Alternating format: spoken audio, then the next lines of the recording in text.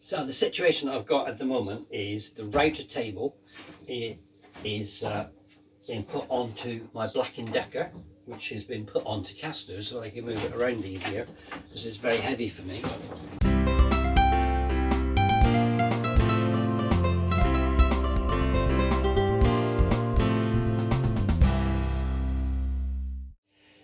So the plan is to make a new cart for this to sit on.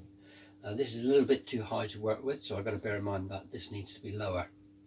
Now, because of that, my original plan was to make a flip top table with the router on one side and some of the tools underneath, so it could flip to create the different workspaces. But because of the depth or the height of this from the top to the bottom, it meant that there wasn't enough room for there to be a flip, because it would need to be so high that this would actually become higher than it is at the moment, and this is already a little bit too high.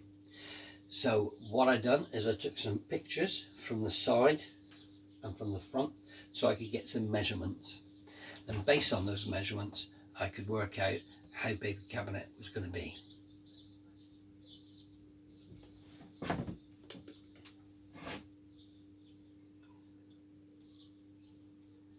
So all the plans have been drawn. The thing to do now is to move this so I can have access to my workmate, so we can make a little bit of space to get the panels cut from some hardwood ply. Okay, so I've got the saw table in the right position now so that I can work on it. I've just got to adjust this piece so that I can get the maximum cut on it, because I need to be able to cut at 600 mil. Unfortunately, I couldn't get a full sheet because of the lockdown at the moment, but I've had to go to Wix and buy smaller sheets. So these are 120 by 600 approximately. So now it's cost a little bit more for timber, but in a way perhaps it's made it a bit easier for managing the cut down.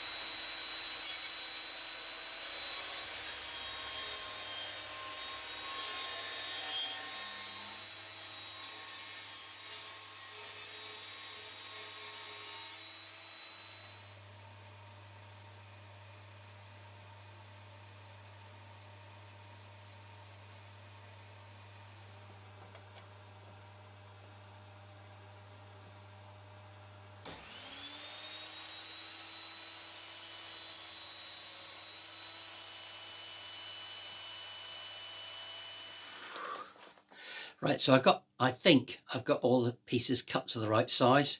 Now I'm going to clean up and just sand on all the edges before I start to put the pocket screw holes in.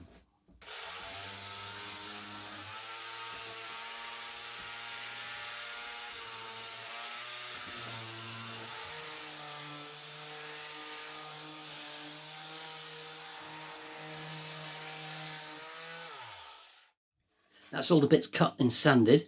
The next task is to find out which is the best faces, so the ones that's going to be showing, and to mark up where the pocket hole screws are going to be.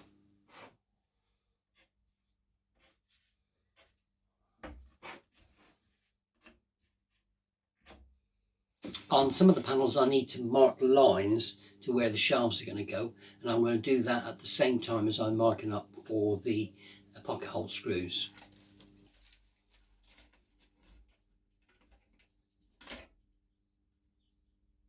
My supervisors have just arrived. Hello, Charlie. You mate? Do you want to say hello? So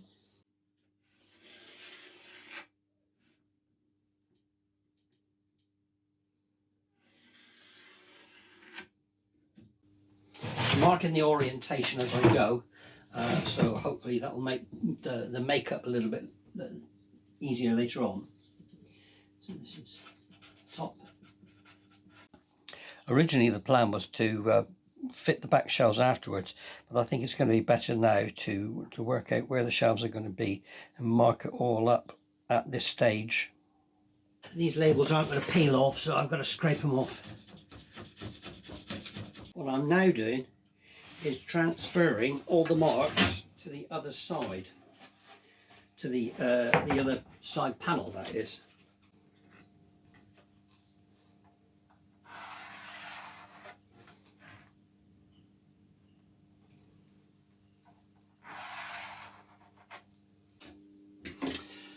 Right, I think I've got everything marked up now for where the panels join together, marked off where the pocket hole screws need to be. The next thing is to clear down again and set up the pocket hole jig.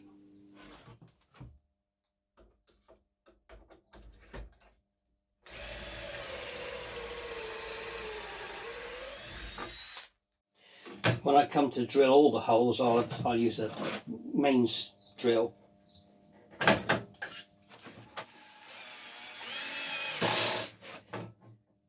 That's pulled down really secure on there. It's not coming out the other side, so I know that the jig is all set up to put 18mm into 18mm. And that is really, really firm. You can twist it that way, but it ain't going to move the other way. Really firm joint. So, having done the test, I'm now going to set up the vacuum, set up the electric drill, so I can just whip through and do all the pocket holes at the same time.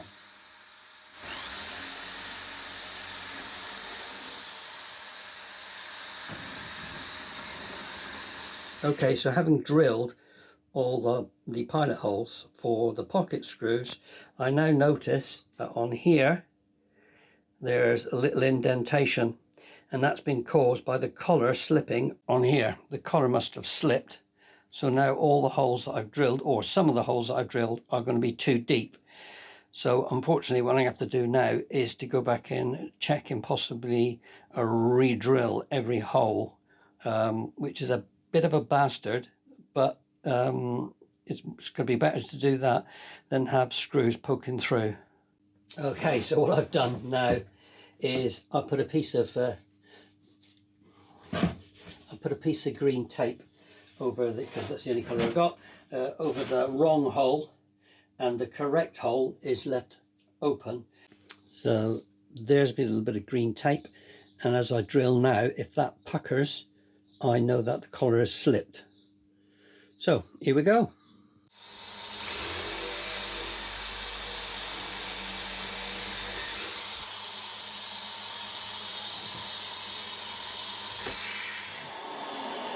Okay, so I think I've got all the pocket holes in the right place now, at the right size.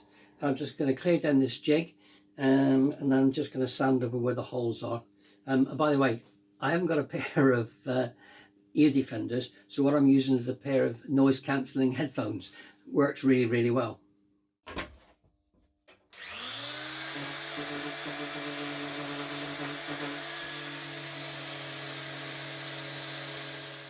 And now I'm going to mark holes and then work out which is going to be the best way to fix it, whether I've got any screws or whether I need to put bolts.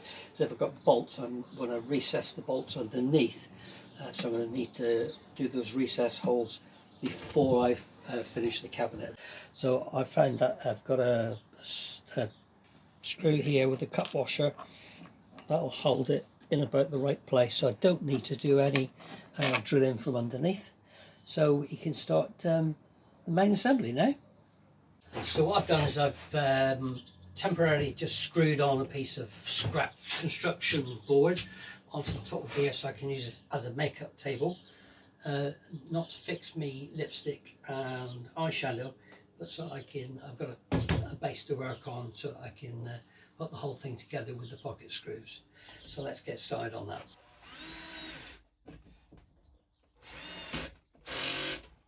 Okay, so we've got clamps everywhere at the moment to try and hold things in place, because I'm not strong enough to hold it down.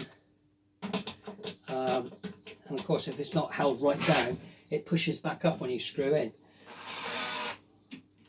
The sides are fixed to the base, and I'm now fitting the centre divide, which will separate the front shelves from the back shelves, and it'll give it all that rigidity that I need. So I'm just going to put some pocket holes in here.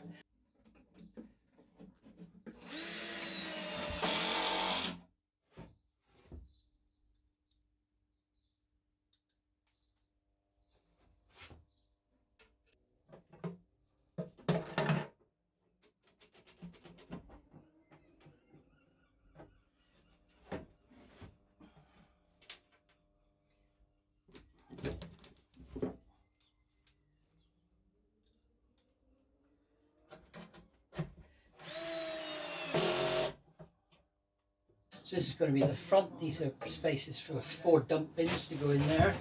The back, which is not quite as deep. It's only so deep. I've got a shelf here, in here, should fit. Takeaway cartons, and my other tools can fit on these 2 shelves. Or some of the other tools can fit on these 2 shelves. So that's it for today. Carry on tomorrow.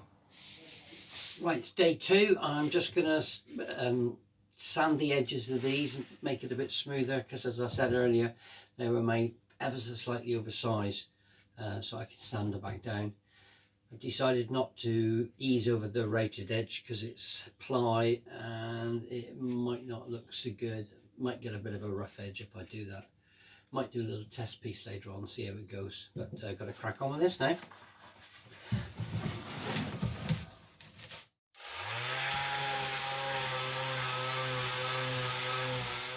I'm using locking casters on the front so that I will be able to lock it down in place.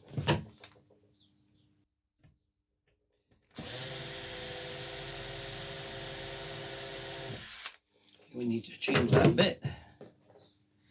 It's marked.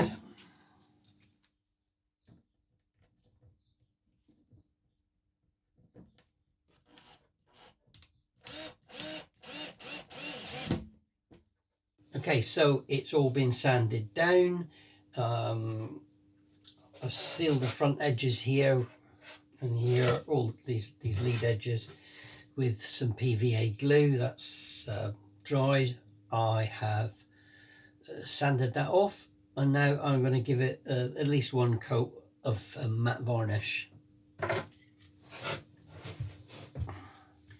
going to bother with the backs and sides, just the main parts that are going to be visible, just really to protect it a bit.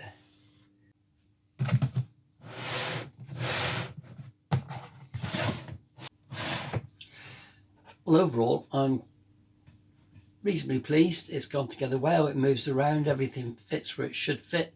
It's not the best woodworking project. If, to be honest, this was a piece of furniture indoors, I wouldn't be happy with it, but for what it's intended, I'm pretty pleased really.